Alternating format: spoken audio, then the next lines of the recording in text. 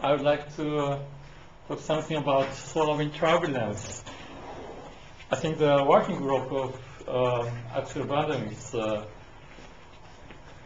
emphasizing helicity, and helicity you can find everywhere in solar dynamo, solar wind turbulence, as far as magnetic field is concerned. And today I would like to talk about wave vector dependence of magnetic turbulence vector in the solar wind. Perhaps I can go to the next slide. That's the broad view sketch of magnetic field lines. Broadly, I mean the sense you are off the ecliptic plane, out of the Earth's orbital motion. On the left, we see the sun, which is rotating and emitting gas from solar atmosphere called corona. Because corona is so high, has so high temperature, it's just expanding thermally and in the radial direction. Thank you. The sun is rotating, and the gas in the solar atmosphere is in island state, so it takes the ambient magnetic field away together with it. On the other hand, the sun is rotating, so the shape, the field lines of interplanetary magnetic field has spiral form, and the Earth happens to be located in the middle of this spiral interplanetary magnetic field. So, the Earth itself has the magnetic field.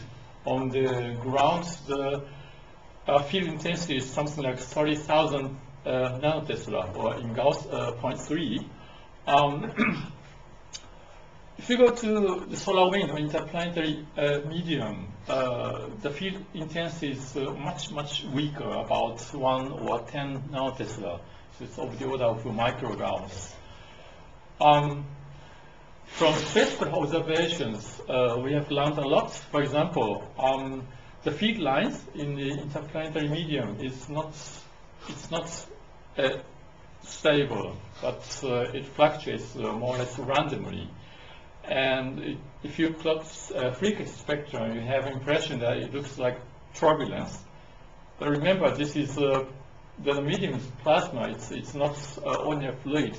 So we need to think about magnetic field and electric current and so on.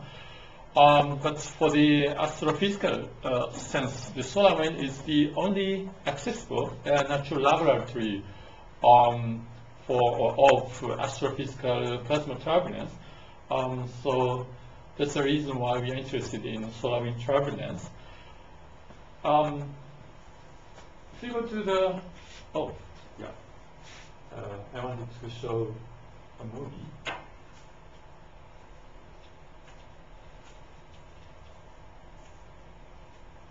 That's the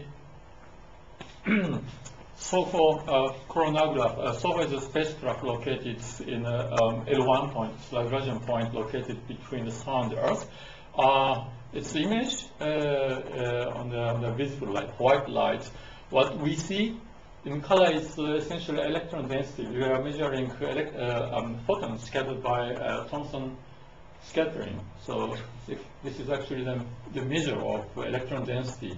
In the middle, we should see the sun, but it's so bright we are just masking not only the disk itself, but in the surrounding region. You see, the solar wind or interplanetary medium is not quiet. It is very dynamic, and this movie was from the famous 2003 event. Just now, at the end of October 2003, historically big solar flare and CME hit the Earth, also spacecraft. The sun was very dynamic. You see sometimes you see the spiral motion, also very active field lines like here. And what we are going to do is to send spacecraft in the interplanetary space. Instead of doing remote sensing, we just perform in situ measurements.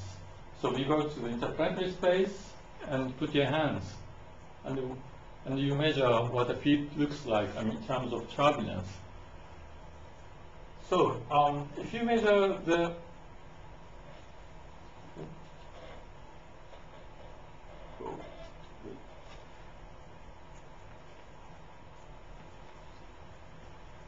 if you measure time series data in the interplanetary space, that's more or less typical data.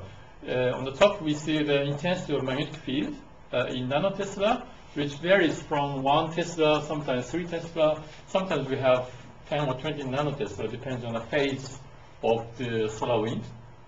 The data was taken by cluster spacecraft, which I will emphasize later, for the period about 4 hours. In the lower panel, we see the solar wind speeds. We have measured the ion bulk speeds in the solar wind.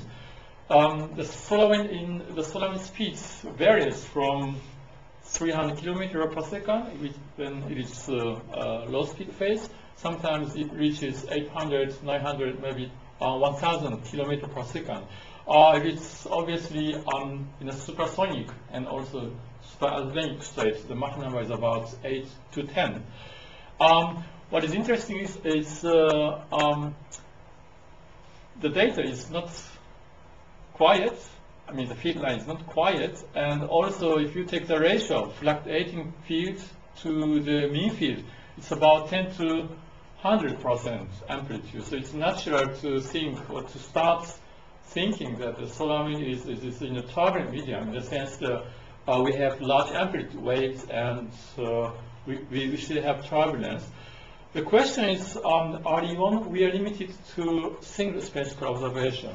Of course, the problem is the analysis is limited to time series data analysis, so we can't distinguish.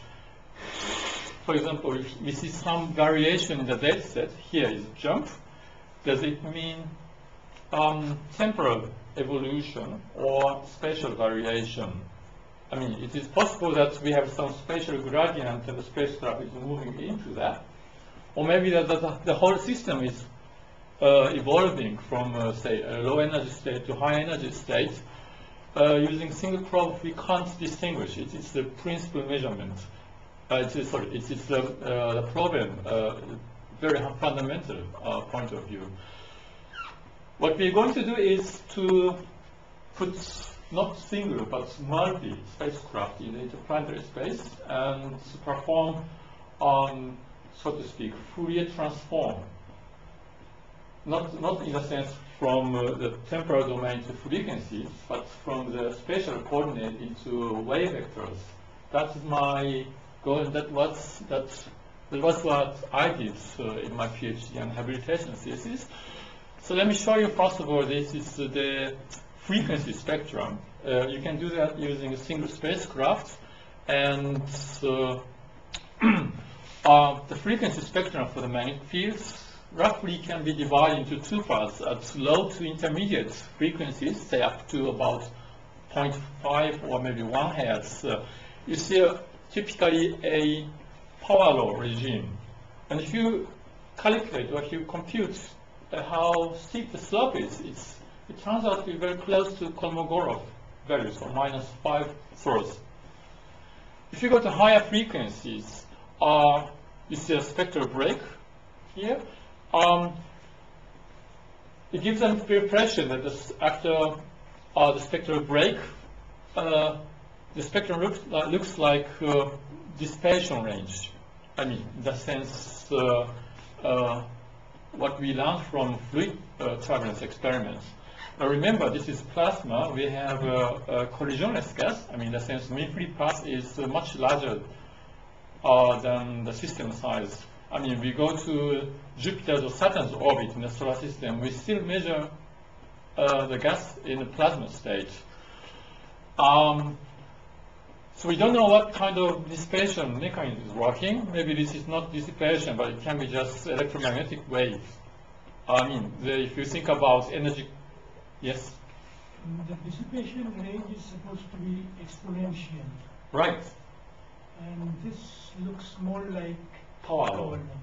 Right, right. This is very interesting remark. It is still debated in the solar wind turbulence community, and currently, today there are 2 different opinions or schools. One is maintaining where this is dissipation, you have, say, Landau damping or cyclotron resonance, so you can transfer the energy from magnetic field into thermal energy. Another school is this is not dissipation, but dispersion. In a sense, you don't have heating in a gas, but you are transferring energy from magnetic to electric field. So you just have a dispersive medium, and you're just exciting high frequency waves. This problem is not yet answered or solved, and your observation is right. Sometimes you see no power law, sometimes you see power law behaviors even at high frequencies, so this is not solved yet. The latter explanation seems to me the very plausible one, especially because it's confirmed by simulations. There are these gyrokinetic simulations by people like Shekuji involving Howard, Greg Howard. So the problem is, okay, we can determine frequency spectrum, and if you use Taylor's frozen flow hypothesis that relates the frequency omega by the wave number in the flow direction, you have some idea or a picture of energy spectrum in the wave number domain, but you have no idea what the energy spectrum looks like around the direction of the direction around the mean field. I mean, if the energy spectrum acts is symmetry or asymmetry, and if this the energy spectrum is isotropic or anisotropic. I mean, the sense between wave number perpendicular and parallel to the mean field. If you have multi-spacecraft, you can do that without any assumption like Taylor's frozen flow hypothesis or any symmetric features in the spectrum. We just go, measure, and that's all. It's not easy to do that. First of all, let me explain what the cluster mission is. The picture shows Earth's magnetic field. This is Earth. The Earth has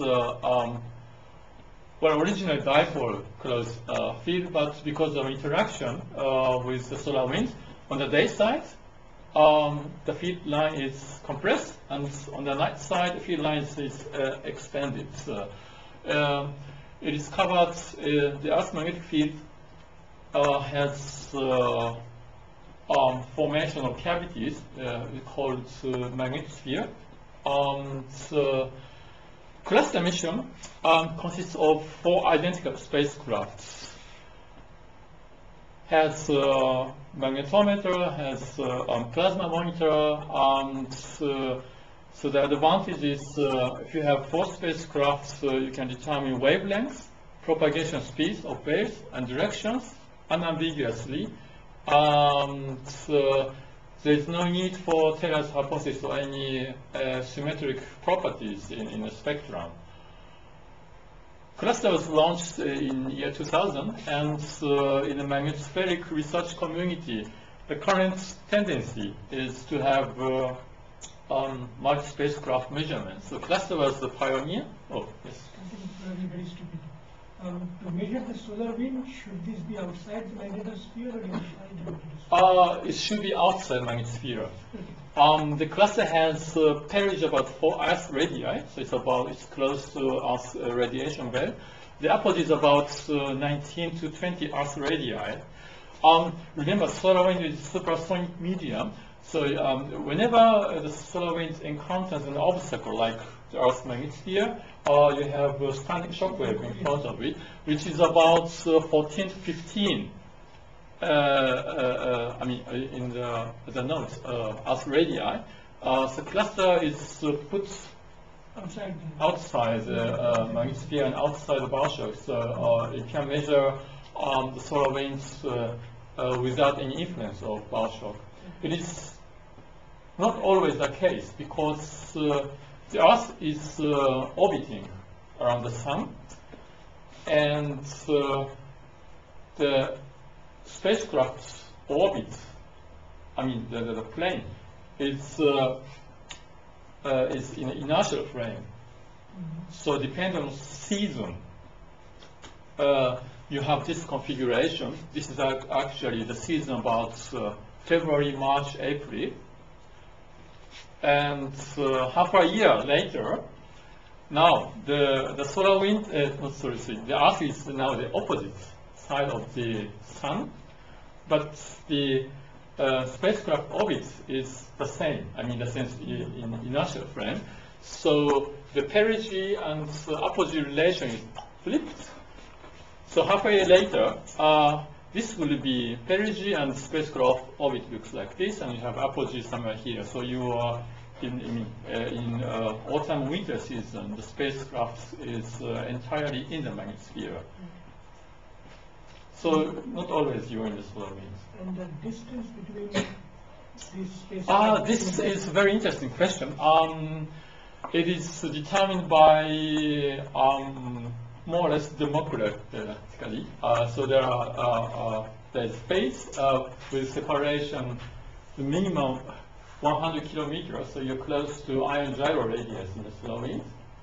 Sometimes we have a 1,000 kilometer, sometimes we have a 10,000 kilometer separation. The aim, and even spacecraft configuration is, it changes. The first, I think, 5 or 6 years after the launch, we always forming regular tetrahedron, so this kind of form. After 5 or 6 years after launch, people interested in, people interested in more ambitious configurations, elongated tetrahedron or sketched tetrahedron, depending what kind of physics you're interested in. For example, if you're interested in the reconnection in the Earth's magnetic tail, maybe regular tetrahedron or maybe other kind of spacecraft configuration like one-dimensional, two-dimensional formation, because the Meafield's geometry is not three-dimensional, but it's planar, and so on. Most of the time, in my analysis, I'm using regular tetrahedron, and spacecraft separation is from 100 kilometer to 10,000 kilometer. So I'm trying to cover 2 orders, 3 orders magnitudes, which is kind of compromise. I mean, we want to extend. If you have a frequency spectrum, you can extend much more. I mean, 4 or 5 orders magnitude. But here we have only 4 point measurements, so we can't extend so much. And we can, of course, measure one scale at one time. I just wanted to mention, there's another multi-spacecraft mission called Themis. The idea is you put 5 spacecraft in one-dimensional configuration and see how the disturbance is propagating in Earth's magnetic tail. I mean, for example, if you have a reconnection in tail, you want to know where exactly the reconnection happens. Here, maybe here, here, here. I mean, close to the Earth or distant from the Earth, and what's radius? It was very difficult using single spacecraft to detect. People only say, we measured, and the flow was coming from here or from here. But if you have a multi-spacecraft, you can very clearly say, okay, the reconnection point was between spacecraft 4 and 5, something like this. So it's very powerful method. That's a picture of cluster in assembly. Has a cylindrical form. Diameter is about 3 meters and height is about 1 meter. Has in total 11 scientific instruments on board every individual spacecraft. Our fluxgate magnetometer is on the tip of the boom. So this is a boom. This is another boom. We have 2 different magnetometers. Fluxgate magnetometer that measures DC, so mean field, and also low frequency fluctuation. We have also high frequency measurement, up to 100 Hz using such coil magnetometer data. So after the launch, the boom will expand. So do we measure? The boom is just to avoid, to suppress the disturbance from spacecraft.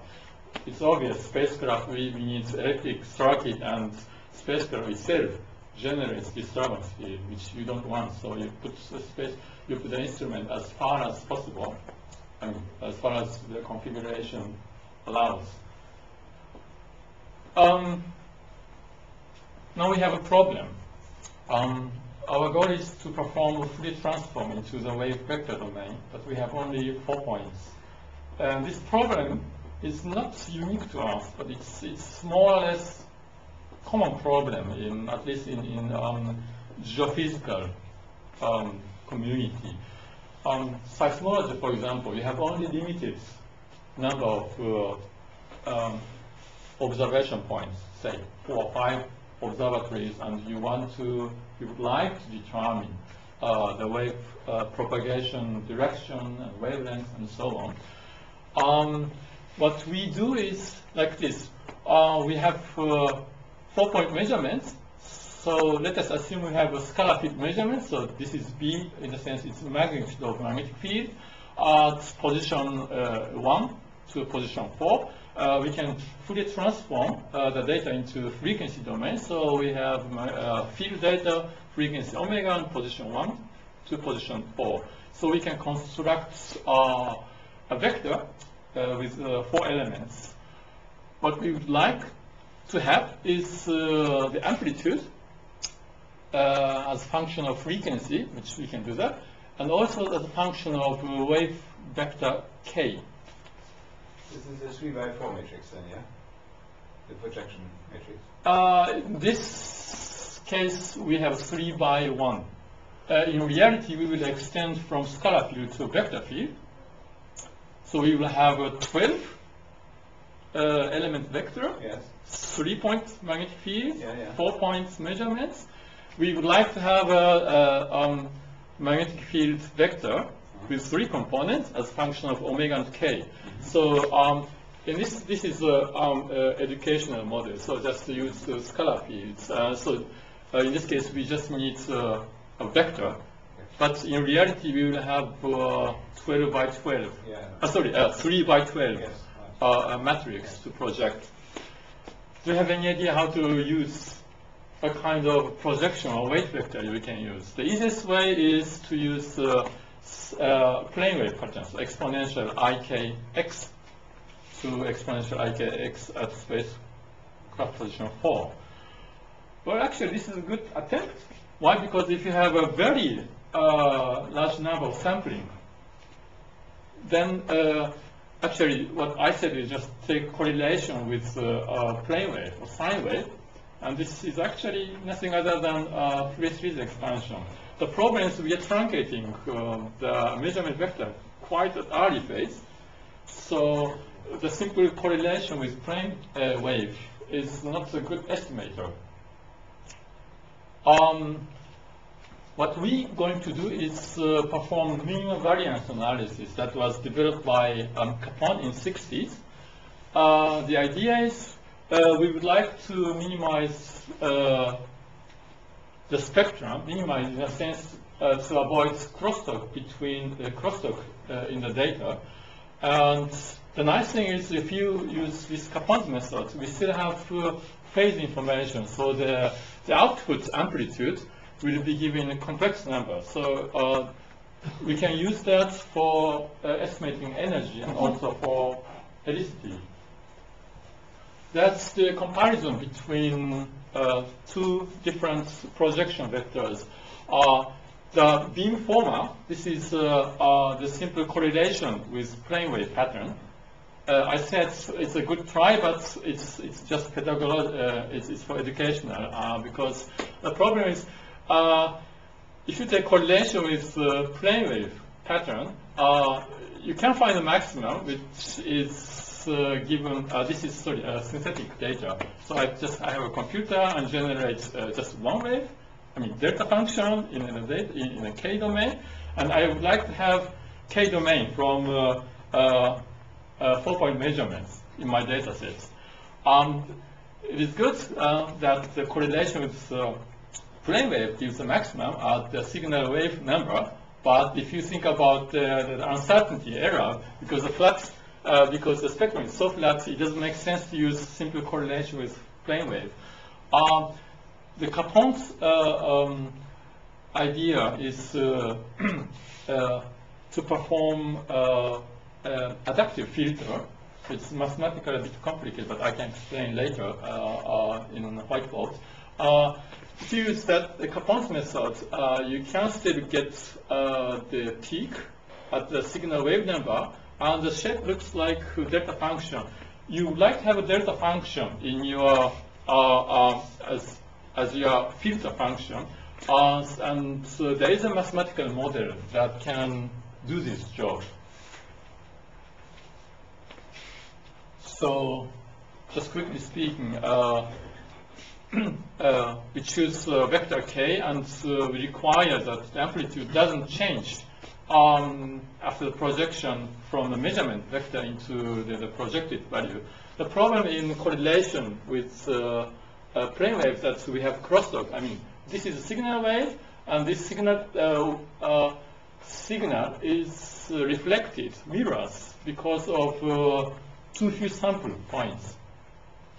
And we put a constraint that we minimize the wave power and the unit gain. I will explain the whiteboards afterwards. And the nice thing is we have analytic solution, analytic expression for this, the Capon's method, and that's the basis of our analysis method. What was the year again? 1969. Yes. Right. There are many. You have fixed distances of your spacecraft. Right. And does it not mean that you can measure only very special K? Right. We are limited in the K domain very much. Not only domain, only spatial domain also. So we assume that. Sorry? Only 3 different keys. Yeah. Okay. It's true. We are limited in the K domain. A maximum about 1 order of magnitude we can investigate for given tetra configuration, tetrahedral configuration. Also, we are limited in spatial coordinate. So one of the assumptions is that the fluctuation is periodic in a spatial sense. So it's more oriented for wave and turbulence analysis. What we get from this projection idea is 3x3 matrix. So this is a covariance matrix. You can call it cross-spectral density matrix if you are familiar with data analysis. Because magnetic field has 3 components, if you calculate the correlation matrix, we get 3x3 matrix.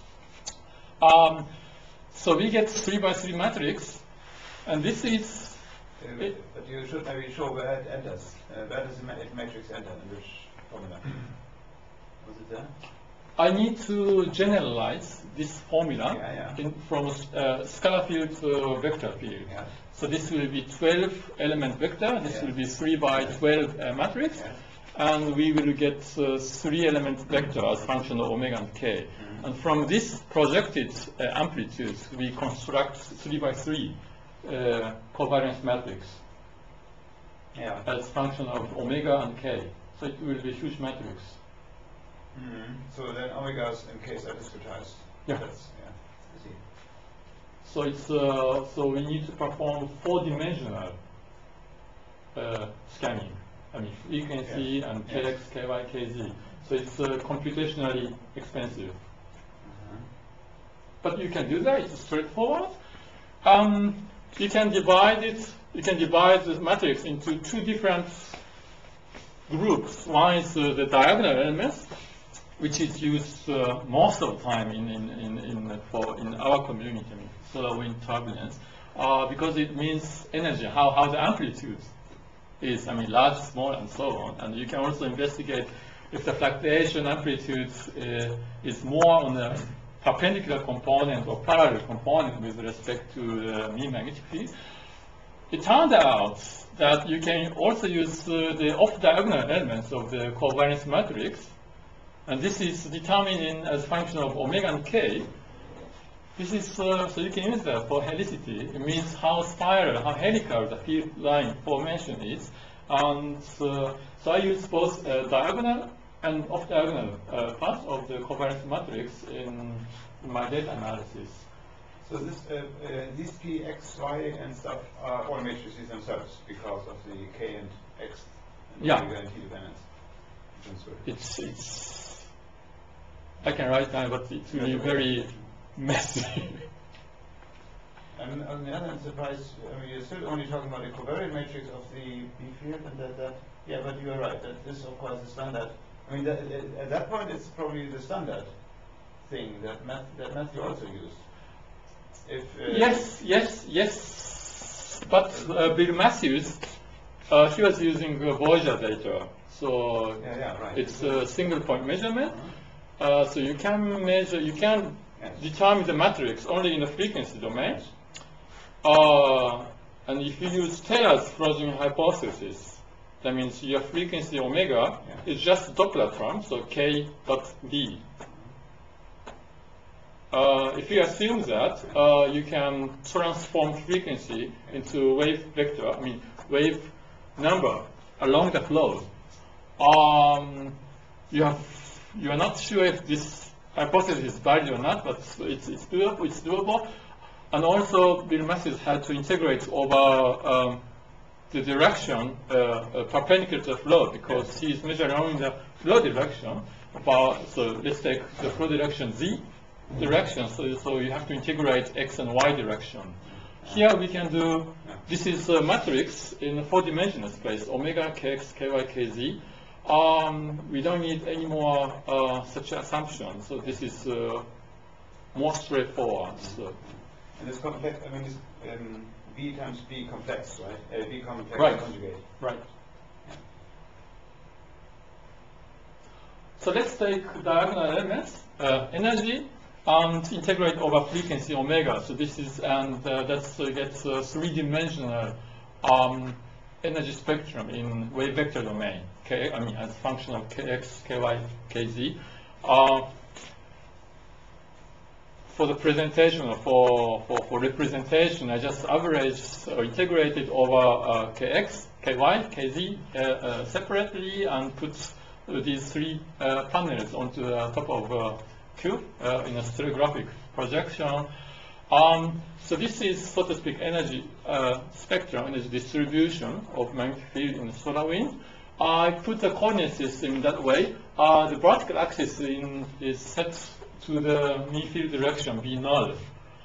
And for example, in this plane, this is spanned by k parallel and k perpendicular, and we see that the energy spectrum is not isotropic, but it's extended into the direction perpendicular. This is another plane spanned by k parallel and k perpendicular. Has also this plane is interesting. It shows 2 different components: extension k parallel and extension k perpendicular. What is more interesting, if you look at the top panel, this is the plane perpendicular to the mean field, and it's strongly asymmetric. I mean, axis symmetry is broken. And I put here the confidence interval. And the axis symmetry is obviously broken, and it seems to be, it is statistically significant. So remember that the solar wind fluctuation is mostly incompressible, in the sense that fluctuation is perpendicular to the mean fields. If I transform this 3-dimensional spectrum into the flux tube geometry in the coordinate space, this is the picture I get. So you have the mean field in the vertical axis, and so you have squeezed or smashed flux tubes in one direction because you have more energy, more variation in k perpendicular, but you have no choice. You have very limited k parallel. So And also you have extension of energy in only one direction in a plane perpendicular to the field. So you have just imagine you have a flex tube and you squeeze, smash, compress it from one direction. That's the picture of solar wind turbulence. So that's all for omega equals 0 then, or what? Integrate over frequencies. Yeah. Okay. And it's a lot of information still in this part. Right. It's amazing. I mean, you have just 3 spacecraft, and you get the full kx, ky, kz, Yeah. kx, and all 3 planes. Yeah. So when you mean anisotropy, you mean Isotropy means parallel and perpendicular compared to the mean direction of the solar wind or the mean magnetic field? Or they are the same percentage? interesting question. I mean here isotropy or anisotropy in terms of mean magnetic field. But it turns out this was just one example from spacecraft separation 1,000 kilometers. So your scale is a bit larger than ion gyration or inertial length. And you discover that there's asymmetry on around the large-scale magnetic field, and also asymmetry, anisotropy between K-para and K-prop. I extend this analysis into 3 different cases.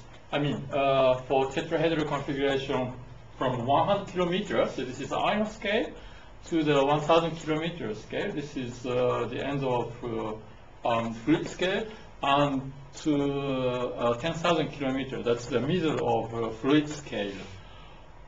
Here the coordinate system is in that way you have mean magnetic field in the z, or vertical direction, and for the x-axis, this direction, I chose mean flow direction. And I transformed the coordinate system from the observer's frame into co-moving frame or plasma rest frame. So you are moving together with the solar wind flow, but you need to specify 2 directions. So I put one magnetic field and another mean field, although I am in the co-moving frame. So to answer your question, this plane is perpendicular to the mean field, mean magnetic field, and the extension is actually orthogonal, perpendicular to the mean flow direction. So you are in a co-moving frame. I mean, you're running the same speed as the solar wind, but you know the direction. This is the direction of flow, and you see more energy. I mean, extended energy spectrum perpendicular to your perpendicular to the flow direction. And this seems to be the case at least for 1,000 kilometers and 100 kilometers. And you also see irregular or anisotropic spectrum form between K-para and K-pop. For example, at I think this is the most strongest, the clearest case for the anisotropy. So this is 1,000 kilometer scale and spanned by K-para and K-prop, and you see your energy is totally in the K-perpendicular direction.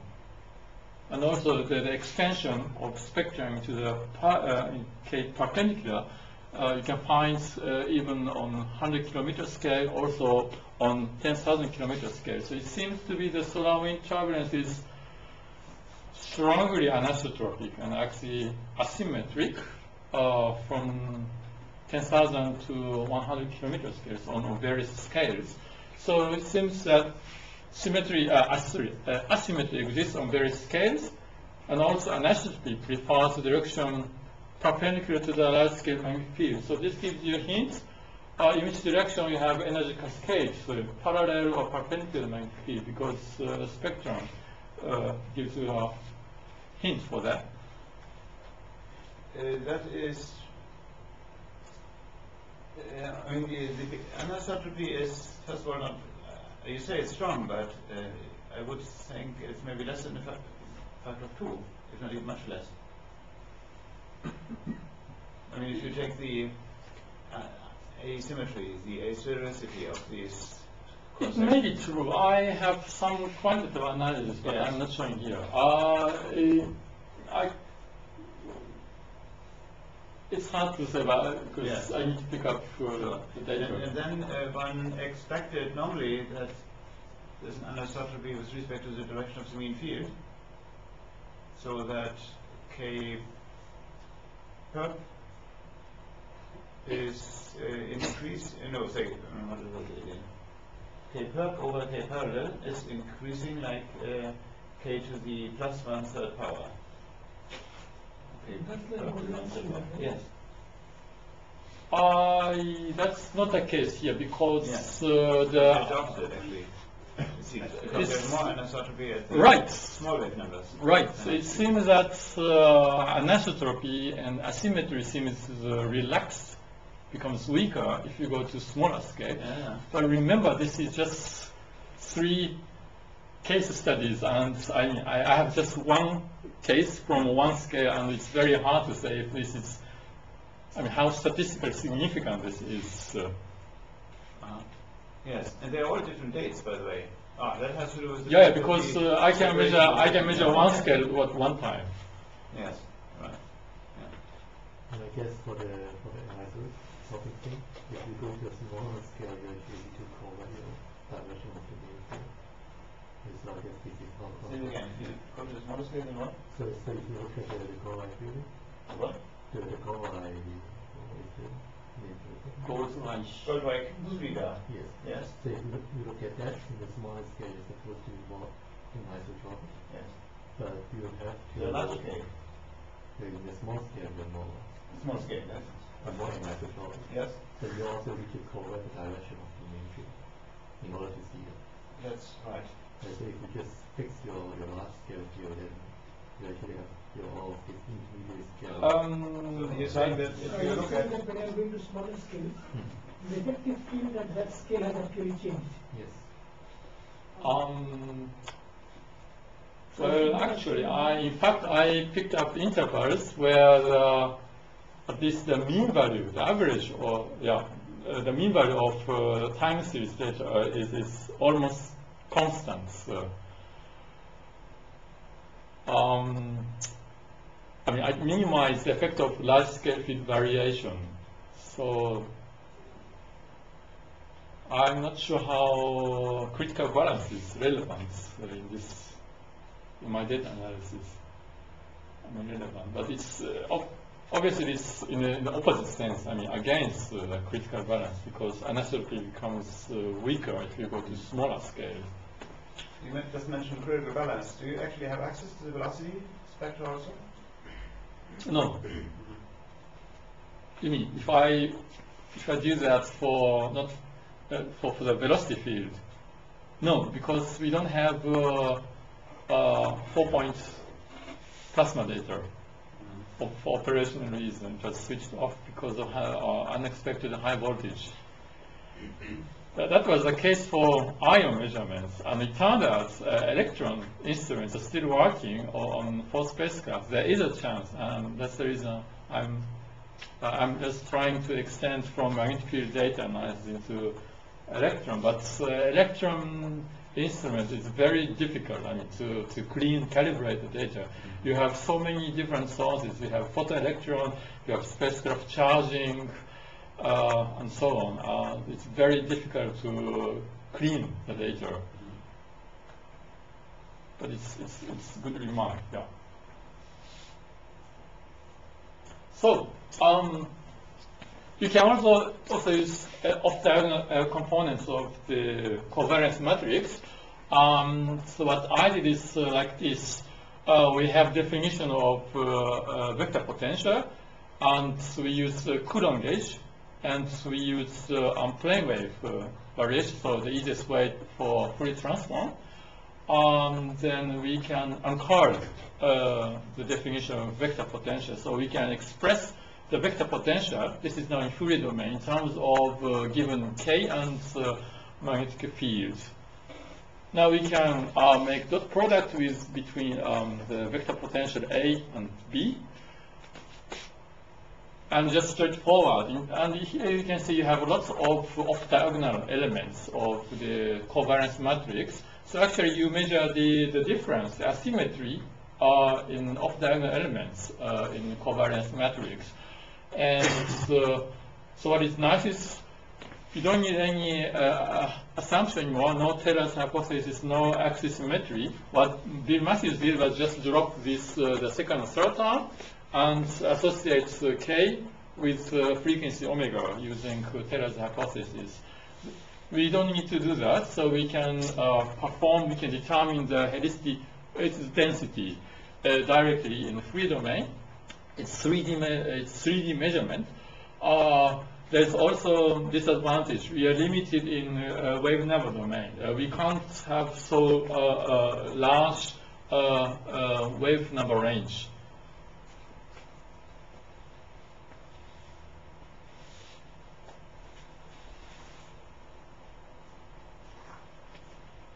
So we can scan on both energy density as a fluctuation and helicity density as a sense of spiral field lines in omega k space. You can also correct for the Doppler shift, so you are in the co-moving frame with the flow. I chose this case from Earth foreshock waves. Foreshock is upstream of bow shock. Maybe I come back from explanation what foreshock is. This is a illustration of Earth's magnetic field and other near Earth space. So here we have Earth. Earth has a magnetic field and it's cold, I mean in the sense of plasma temperature, so I put the color blue. Outside the Earth magnetosphere we have solar wind, so it's hot. And the thick line here is this is bow shock. So behind the bow shock we have even hotter plasma than solar wind, so this is red. And if you go outside from the bow shock, there are different regions. One is connected with a solar wind magnetic field, just penetrating bow shock. And the other region is completely detached from Earth's bow shock. Foreshock region is the region shock upstream, but magnetically connected.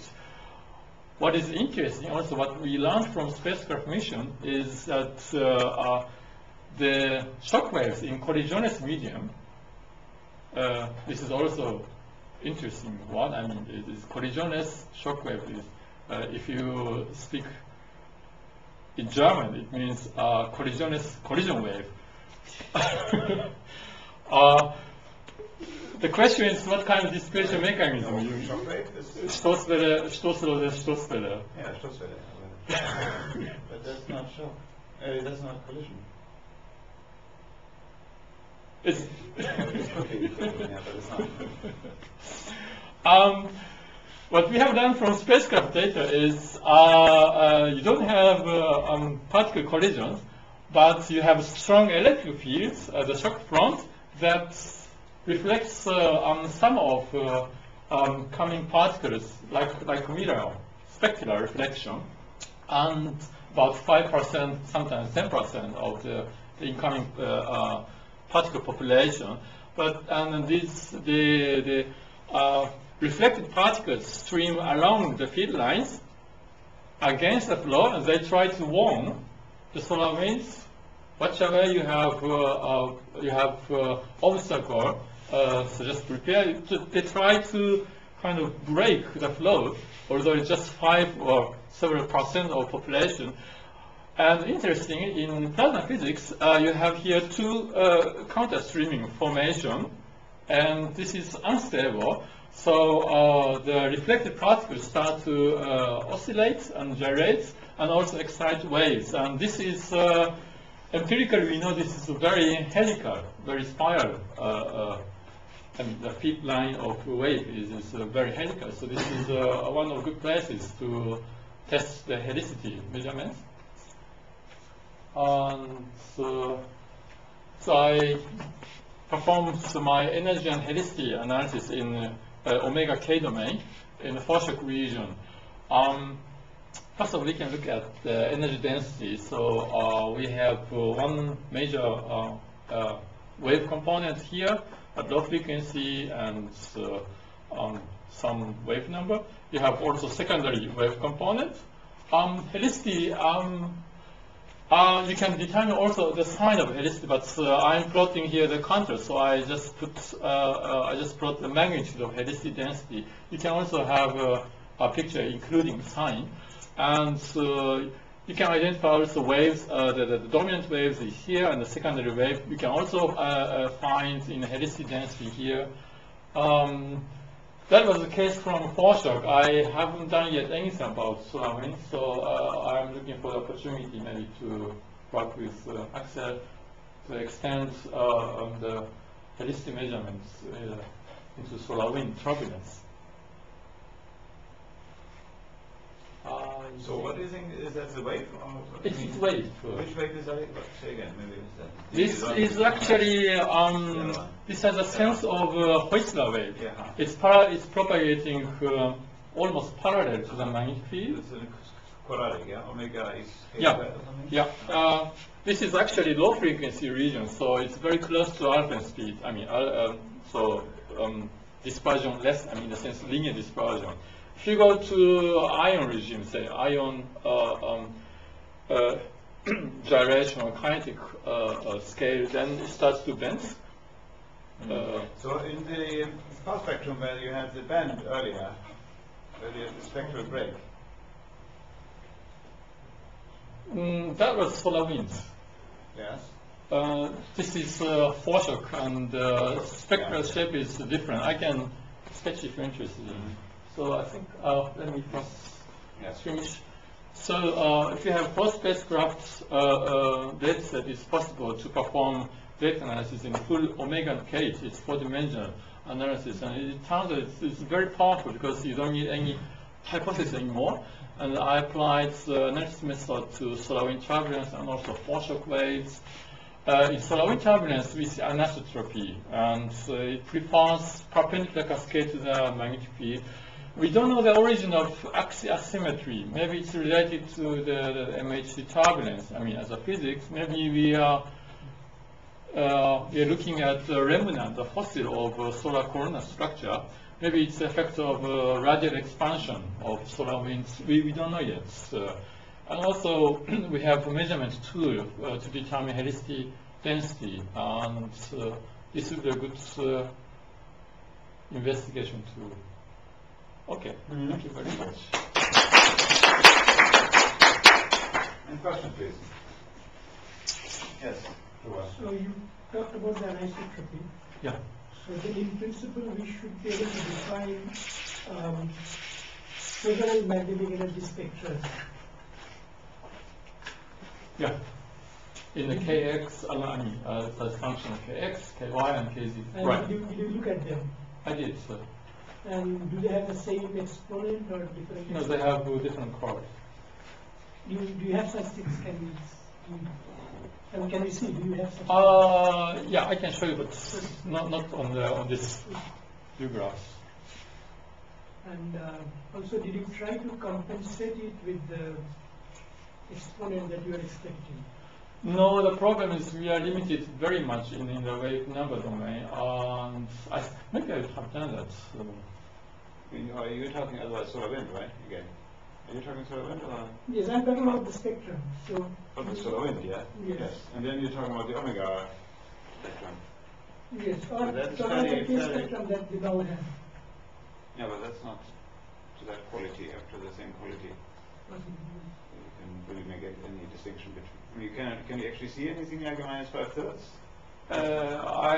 I saw, but the range in wave number is so low, Yeah. I'm so limited. I mentioned that in my paper, but Yes.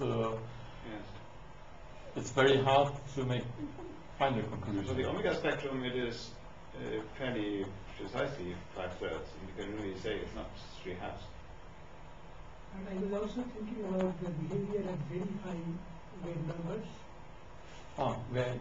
Yes. What's the break beyond the breakpoint, you know? Yes, Yeah. very high wave number will be in very small scales. Yeah. So I would expect that at very small scale the magnetic field is scalar expanded. We have a frequency spectrum. Well, Or in time, for example, so I'm expecting that something like B at a point, T plus delta T is B at T plus a further expansion.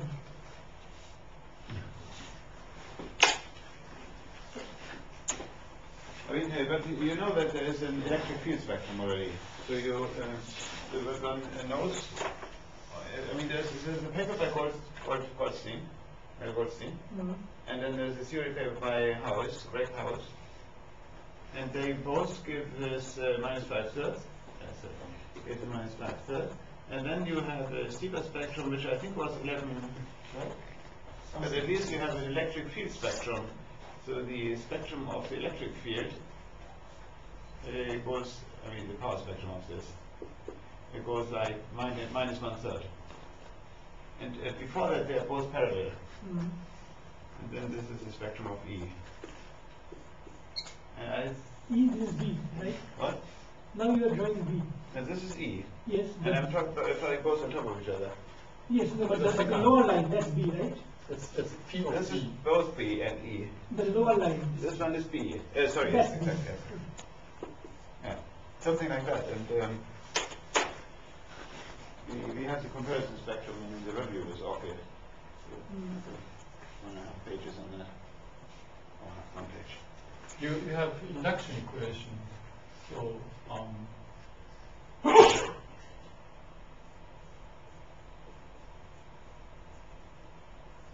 that gives you the idea how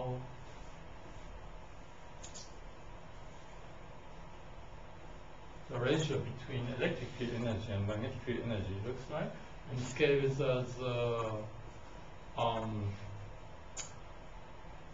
it scales as omega divided by k, it's phase speed. Yeah, because partial derivative gives you frequency and special derivative gives you k. So what you have is if you plot oh sorry, yeah.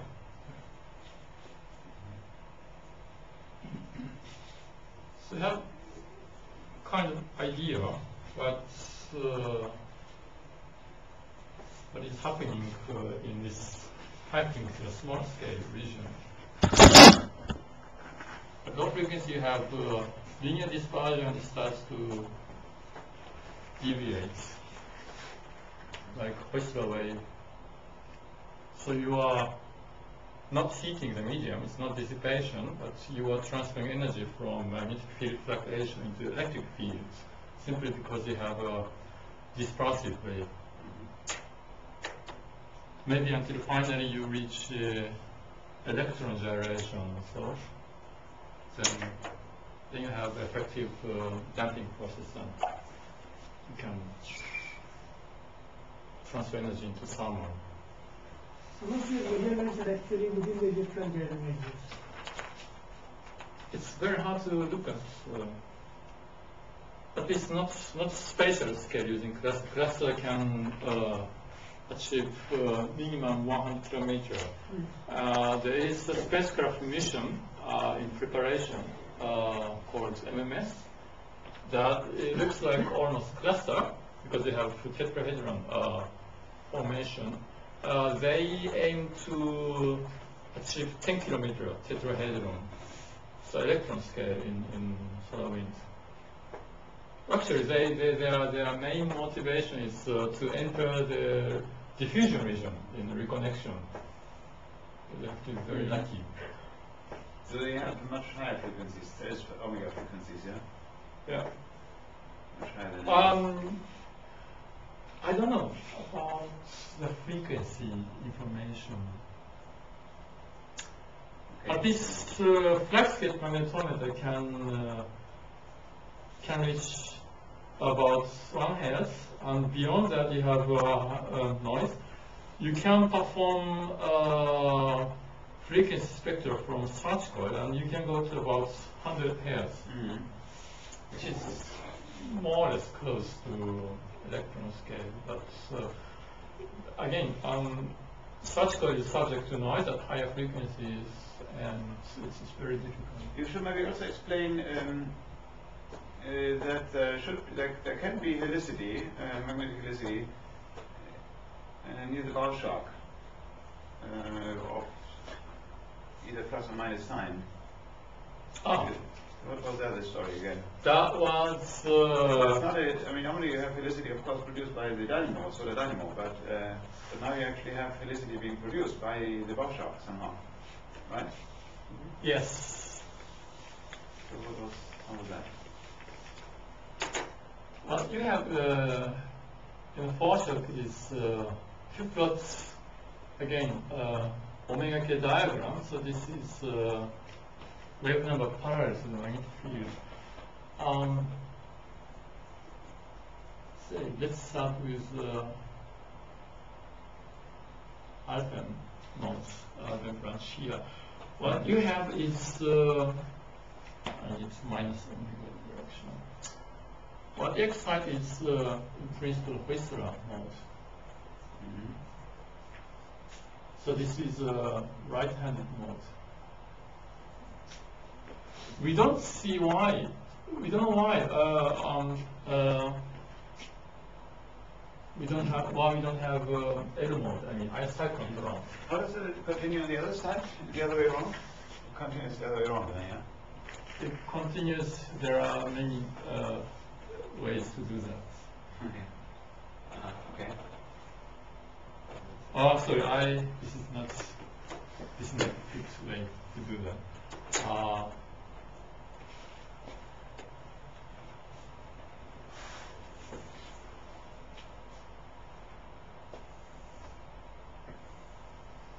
So this is R plus. This is R minus. R is right-handed, and plus is forward to the mean magnetic field. So this will be L minus. This will be L plus. You can fold it in them. Ah. Oh, yes. What you have in the foreshock is you have a resonance condition. This is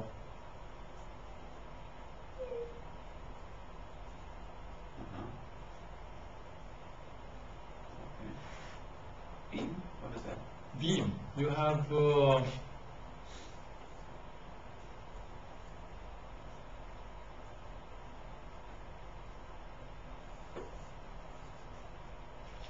you have reflected particles from the bar shock, and in addition you have solar wind.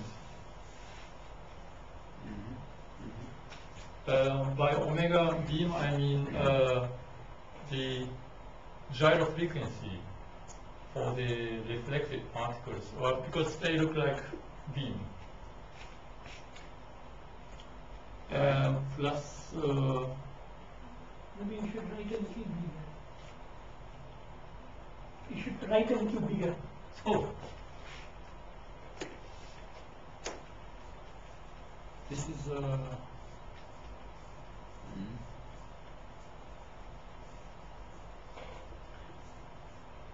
So the sign of the helicity is then determined. let me finish Yeah. first.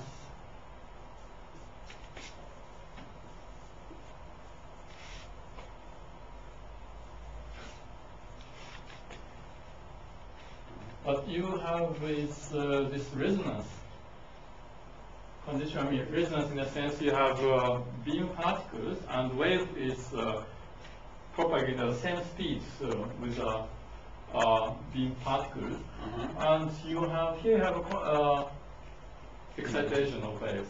So so you have a beam, and you have random fluctuation, and suddenly you have a resonance.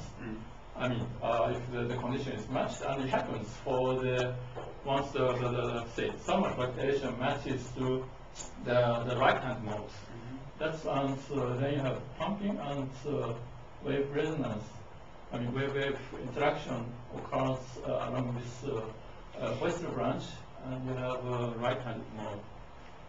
But what Karl-Heinz would like to see is a pseudovector somehow. I mean, how do you produce pseudovector, a pseudoscalar? Also, according to your figure, there will also be another resonance with the L minus mode. Yeah. Yes, and then of course it all depends. I think it depends in this case on geometry somehow. It's possible, but I don't know why we don't see that. But I think If you have some in the dispersion, I should also have mentioned, so you have cluster data, you can also perform dispersion analysis. I mean, I found wave here, I found wave here, I found wave here.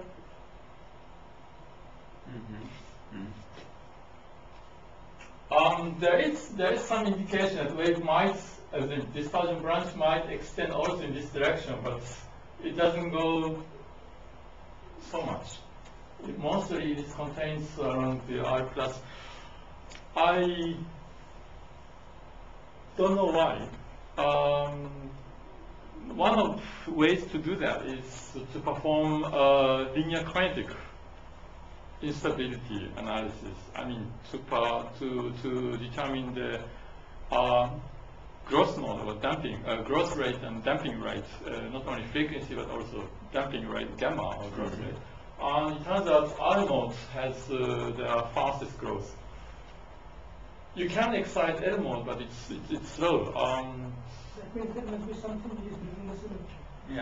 Yeah, right. So I would think that would be important to discuss this in Ruben Karl-Heinz. Maybe Pierre would be interested in that as well. I mean, the other thing, by the way, are these modes perhaps, I mean, when you say resonance, does this mean that they can actually grow, subject to instability even? In which case, you might have spontaneous symmetry breaking, of course. And then, of course, then all signs can occur. And that's What do you mean by more about.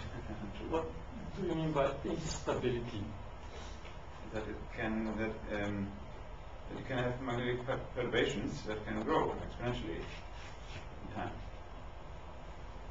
Actually, that was the case. I mean, to excite these waves, you need kinetic instability. In that case, the delta B, the magnetic field fluctuation, grows exponentially.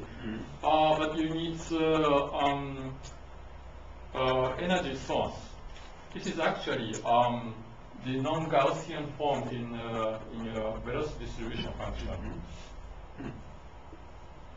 So if you put velocity distribution function, somewhere you have solar wind particles,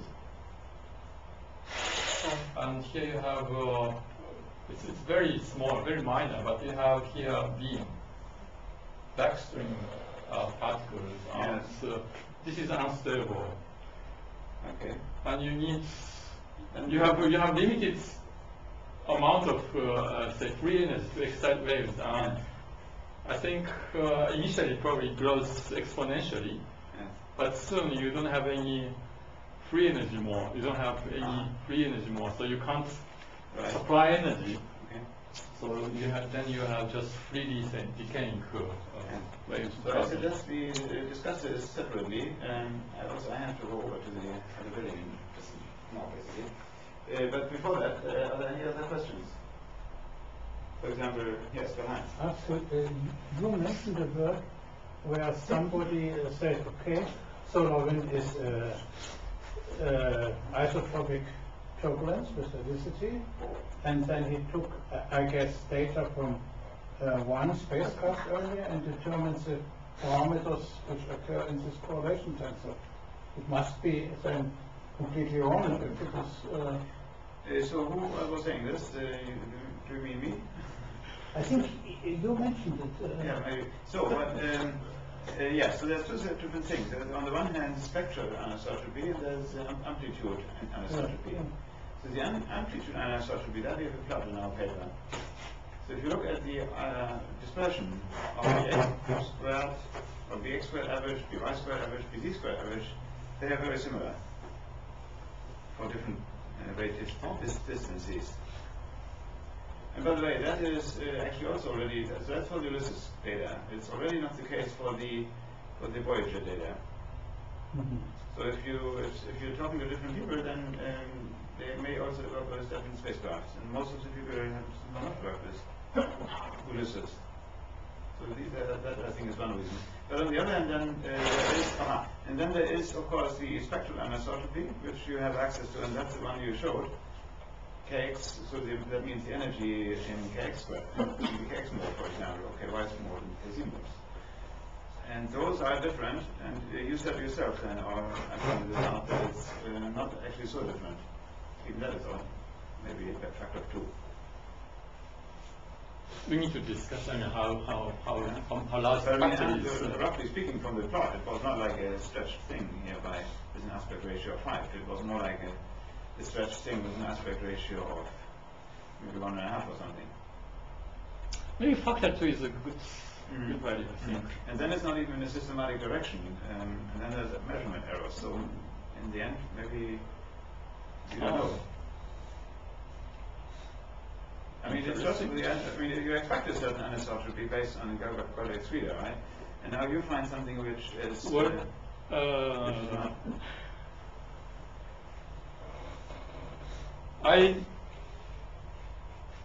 I was aware of spectral anisotropy, but I wanted to be independent from GS, Goldach reader. But actually, that's one of, I think, my goals to validate. Yes. Because Yeah. I mean, philosophically, the idea is nice, it's intuitive, but we don't have any evidence at all. So there are lots of people who are claiming against that idea, which I understand also. Now, people are claiming against K to minus 5/3, but I don't think anybody is seriously claiming against the anisotropy. Yeah, because you don't have access to the. No, we do. In the simulations, we have access to the anisotropy. Ah. The simulations, are there not many simulations with the imposed magnetic field? No, or even self-generated magnetic fields. Their Goldach sugar is not really. I mean, the theory really But wants that to was have what an CK just pointed out. You have to go within a co-moving string at each different box scale, leg scale. You have to redetermine your main That field. is perfectly correct, but that's an argument, not really a Yes. calculation. But then he's saying that then you can recover the anisotropy as expected. Otherwise you can't. That also makes sense, of course. Right, but there's maybe more issues to that. Yes, and you talked about these. So one thing you showed in the very beginning the Solar movie and then saw the CMEs blowing out. What is the speed of those CMEs relative to the local wind speed? How much more is it? Usually, solar wind speed is about 400 kilometers per second. Yeah, but now you're looking very close to the sun, right? In the movie, in the Lascaux. I mean near the sun. How the speed? Yes. I don't know. Right. At least at Earth orbit, the speed can reach 2,000 kilometers per second. Yes. But in the movie, it looked always to me that CMEs are merging continuously into the solar wind. And then the question is whether other people also think so. Or whether that's just Interesting. Yeah. Good. Any other question? If that's not the case, then please thank you. So